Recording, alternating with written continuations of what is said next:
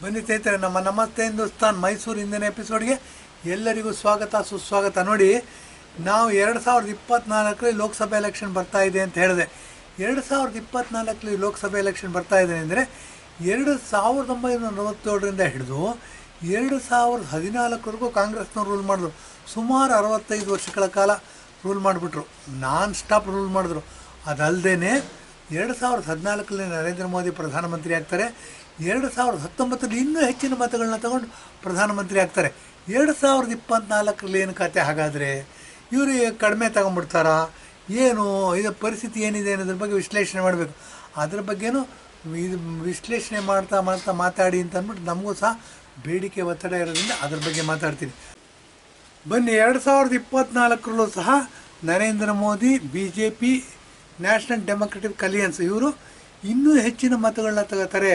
ಅಂದರೆ ಜನಗಳ ಪ್ರೀತಿ ವಿಶ್ವಾಸವನ್ನು ಜಾಸ್ತಿ ಪಡ್ಕೊಂಡು ಇವರು ಮತ್ತೊಮ್ಮೆ ಪ್ರಧಾನಮಂತ್ರಿ ಆಗ್ತಾರೆ. ಯಾಕೆ ಇದಕ್ಕೆ ಆಧಾರ ಕೊಡ್ತಾ ಹೋಗಬೇಕು? ಸುಮ್ಮನೆ ಇದಾಗ್ತಾರೆ ಅಂತ ಹೇಳೋಕ್ಕಾಗಲ್ಲ, ಯಾರು ನಂಬೋದಿಲ್ಲ. ಆ ದೃಷ್ಟಿಯಿಂದ ಆಧಾರ ಕೊಡೋ ಪ್ರಯತ್ನವನ್ನು ಮಾಡ್ತಿದ್ದೀವಿ. ನಾವು ಆಧಾರ ಕೊಡೋಕ್ಕೆ ಪ್ರಯತ್ನ ಮಾಡ್ತಿದ್ದೀವಿ ಅಂತಂದರೆ ನಮ್ಮ ಹೃದಯಕ್ಕೆ ಹತ್ತಿರವಾದಂಥ ಸಬ್ಜೆಕ್ಟ್ ಯಾವುದು, ನಾವು ಯಾವುದನ್ನು ಈಸಿಯಾಗಿ ನಂಬ್ತೀವಿ ಅಂತಂದಾಗ ನೋಡಿ, ಅಯೋಧ್ಯೆಯಲ್ಲಿ ರಾಮ ಮಂದಿರ ನಿರ್ಮಾಣ ಆಯಿತು. ಅದು ಶಂಕುಸ್ಥಾಪನೆಯನ್ನು ನರೇಂದ್ರ ಮೋದಿ ಮಾಡಿದ್ರು. ಬಲರಾಮನ ಮೂರ್ತಿನ ಸ್ಥಾಪನೆ ಮಾಡಿದ್ರು. ಮೈಸೂರಿನವರೇ ಆದಂಥ ಅರುಣ್ ಯೋಗಿರಾಜ್ ಅವರು ಶ್ರೀರಾಮನ ವಿಗ್ರಹವನ್ನು ಮಾಡಿಕೊಡ್ತಾರೆ. ಅದೇ ಸೆಲೆಕ್ಟ್ ಆಗುತ್ತೆ. ಆ ವಿಗ್ರಹವನ್ನೇ ರಾಮಲಲ್ಲಾ ಅಂತ ಕರಿತೀವಿ. ಆ ರಾಮಲಲ್ಲಾನನ್ನೇ ಅಯೋಧ್ಯೆಯಲ್ಲಿ ರಾಮ ಮಂದಿರದಲ್ಲಿ ಸ್ಥಾಪನೆ ಮಾಡಿ ಮೊನ್ನೆ 22ನೇ ತಾರೀಕು, ಜನವರಿ 22ನೇ ತಾರೀಕು ಪ್ರತಿಷ್ಠಾಪನೆ ಮಾಡಿದ್ದಾರೆ, ಪ್ರಾಣ ಪ್ರತಿಷ್ಠಾಪನೆ ಮಾಡಿದ್ದಾರೆ.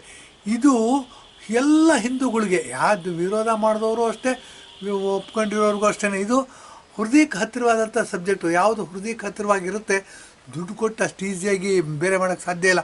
5 kg ಅಕ್ಕಿ ಕೊಟ್ಬಿಟ್ಟೆ ಅಂದರೆ ಓಕೆ, ಏನೋ ತಪ್ಪು ಮಾಡಿಬಿಟ್ವಿ ಅನ್ನೋ ಭಾವನೆ ಇರುತ್ತೆ. ಆದರೆ ಅಯೋಧ್ಯೆಯಲ್ಲಿ ರಾಮ ಮಂದಿರ ಆಯಿತು. ಅದು ಎಷ್ಟು ಗ್ರ್ಯಾಂಡಾಗಿ ಇದು ಮಾಡಿದ್ವಿ ನಾವು.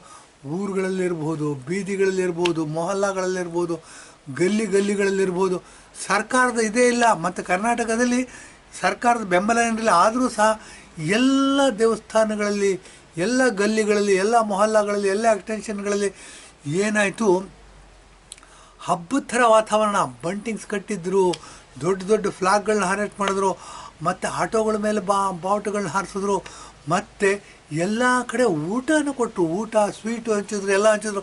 ಸಾಯಂಕಾಲ ಮನೆಗಳ ಮುಂದೆ ದೀಪ ಹಚ್ಚಿಟ್ರು. ಇದು ಹೃದಯವಾಗಿ ಹತ್ತಿರವಾಗಿರ್ತಕ್ಕಂಥ ಸಬ್ಜೆಕ್ಟ್. ಅದರಿಂದ ಜನ ಯಾರು ಹೇಳೋದೇ ಬೇಕಿರಲಿಲ್ಲ.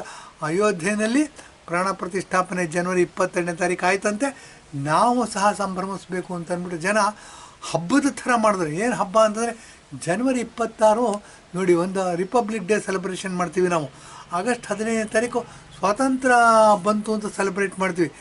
ಏನಾಗುತ್ತೆ, ಸರ್ಕಾರದಲ್ಲಿರೋರು, ರಾಜಕೀಯ ವ್ಯಕ್ತಿಗಳು ಇದನ್ನೇನು ಮಾಡ್ತಾರೆ, ಜನಗಳ ಮೇಲೆ ಹೇರ್ತಾರೆ. ಏನು ಅಂದರೆ ಅವ್ರು ಹಿಂಬಾಲಕರು ಮುಂಬಾಲಕರು ಕರ್ಕೊಂಡು ಹೋಗ್ತಾರೆ, ಫಂಕ್ಷನ್ಗಳು ಮಾಡ್ತಾರೆ, ಬಾವುಟ ಹಾರಿಸ್ತಾರೆ, ಏನೋ ಪಬ್ಲಿಕ್ ಫಂಕ್ಷನ್ ಮಾಡ್ತಾರೆ, ಮಾತಾಡ್ತಾರೆ. ಆದರೆ ಈ ಸಾರಿ ಅಯೋಧ್ಯೆಯಲ್ಲಿ ರಾಮ ಮಂದಿರ ಪ್ರತಿಷ್ಠಾಪನೆ ಆದಾಗ ಜನವರಿ 22ನೇ ತಾರೀಕು ಈ ಥರ ಯಾವುದೇ ರಾಜಕೀಯ ವ್ಯಕ್ತಿಗಳ ಮುಂದಾಳತ್ವ ಇರಲಿಲ್ಲ.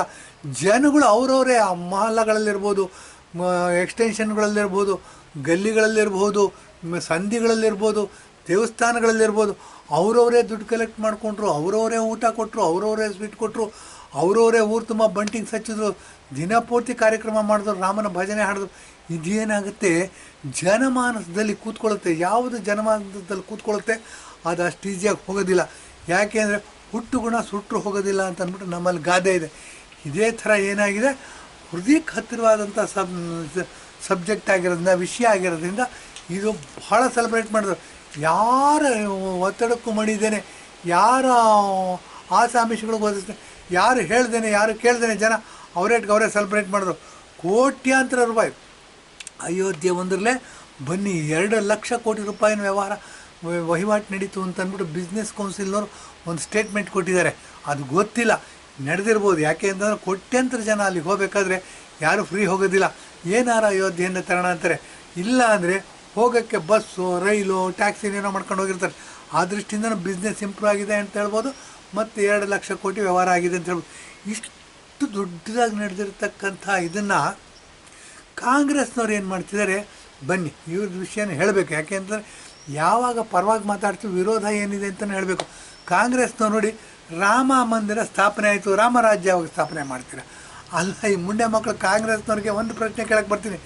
ನೀವು ಕಾಂಗ್ರೆಸ್ನವರು ರಾಮನೇ ಇಲ್ಲ ಅಂತಿದ್ರಿ ಸ್ವಾಮಿ, ಇವಾಗ ಹೆಂಗ್ರಿ ಬಂದ್ಬಿಡ್ತು ರಾಮರಾಜ್ಯದ ಕಲ್ಪನೆ ನಿಮಗೆ?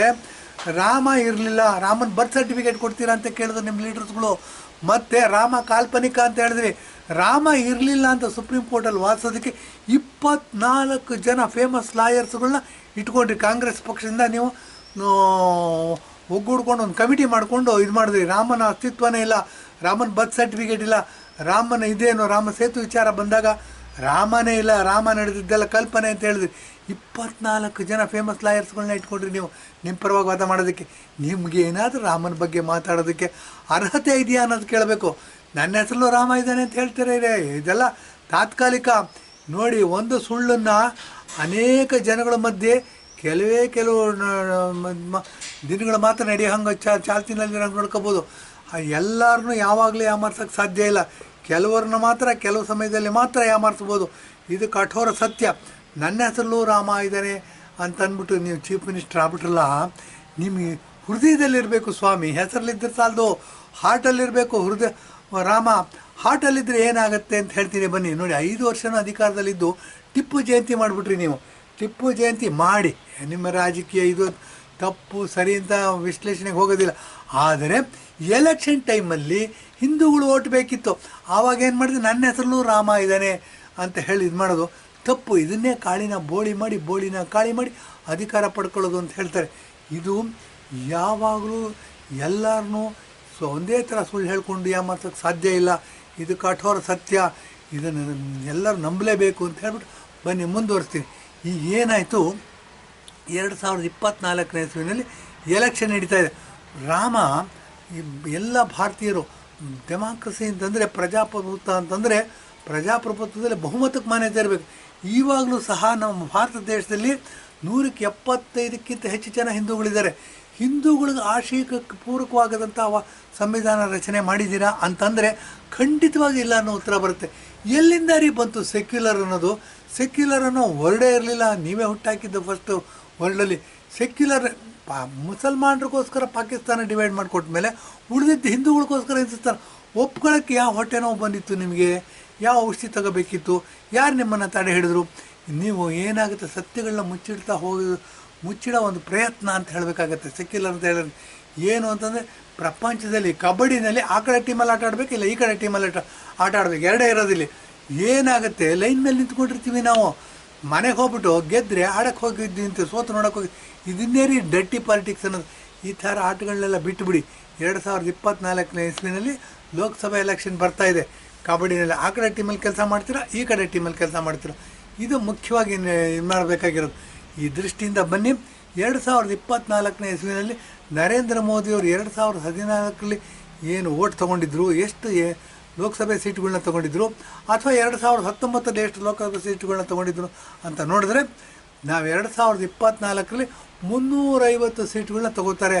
± ಒಂದು 5-10 ಇರ್ಬೋದು. ಅದನ್ನು ನಿಮ್ಮ ಯೋಚನೆ ಬಿಡ್ತೀನಿ.